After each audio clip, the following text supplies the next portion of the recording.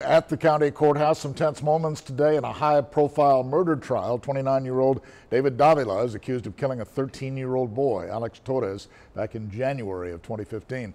Torres was fatally shot while answering the front door of an apartment on Treyway Lane. Our Madeline Dart has the details tonight on what turned out to be a heated exchange between the judge and someone on the witness stand today. Maddie? Yeah, Joe, a neighbor was on the stand testifying today. She was questioned by defense attorney Lisa Greenberg, leading to comments that didn't sit well with District Judge Jack Pulcher.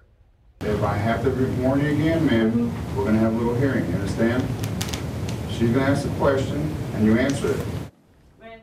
A neighbor of the Torres family recalled what she saw after the shooting. Attorney Greenberg questioning the integrity of her original statements to police back in 2015, wondering if her description of a suspect was accurate.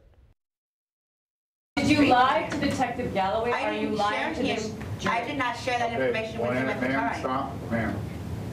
Ma'am, when I speak, you stop talking. You understand?